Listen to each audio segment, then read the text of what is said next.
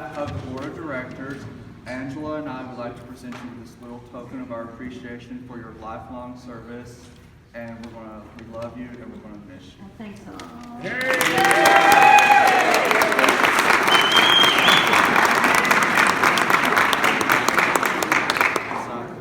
Oh, it's blue.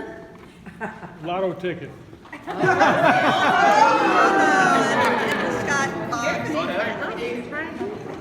Never had one of these before. Everybody knows that lotto. Oh, it's even more stuff inside. Little tiny bags.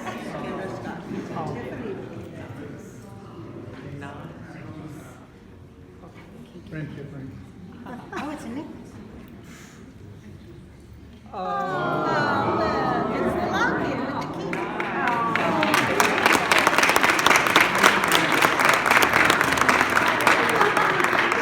Oh, it's got my initials. Thanks, y'all. That's wonderful. Thank you.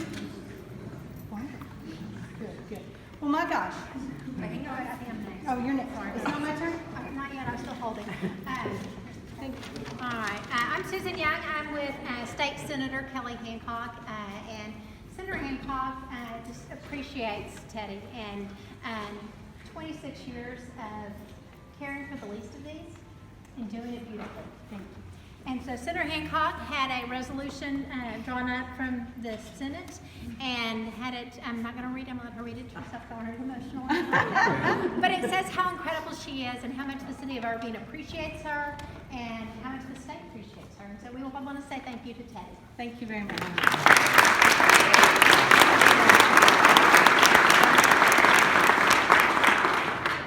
Now me? Okay. Well, I want to thank you all for coming down to Irving Cares. The holiday season is very, very busy, and I appreciate you very much for making time for me to celebrate my retirement from Irving Cares. And, you know, I learned about Irving Cares from a coworker at Texas Commerce Bank. We were looking for ways for younger people to get involved in the community, and his mama served on the board of Irving Cares, so I figured I'd come down and check it out. I decided to join the board, and the first night we voted to ask the executive director to retire. So I thought, what have I done? What have I gotten myself into? But we got things in, and we righted the ship, and we got things going in the right direction. And you know, that was in 1991, and I served on the board for 5 years, and then in 1996, my very highly coveted flex time job at Texas Commerce Bank got transferred to Houston.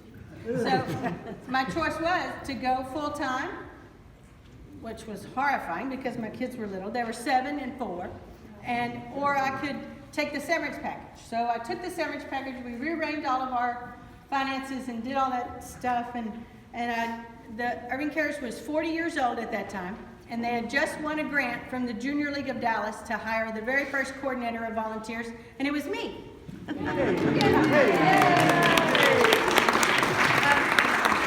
I was able to manage volunteers, and they were people who wanted to work at Irving Cares, and they came to work every day with a smile on their face, and it was such a change from banking. It was exactly what I needed in my life at that time, and you know, back then, if we had 5 different people to work the 5 different days in the food pantry, we were a roaring success. And now that job is called the Community Engagement Director, and that job manages 1,500 volunteers, you know, just to show the growth that Irving Cares has done since we started here.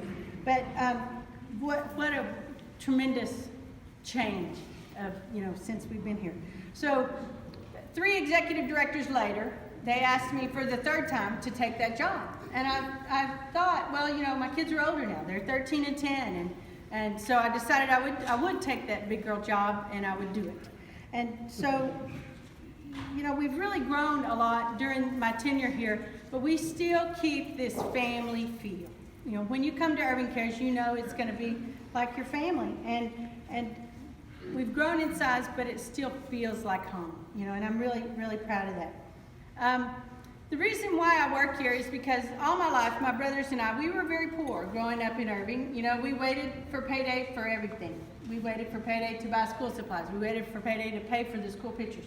Everything that we needed, we waited until payday.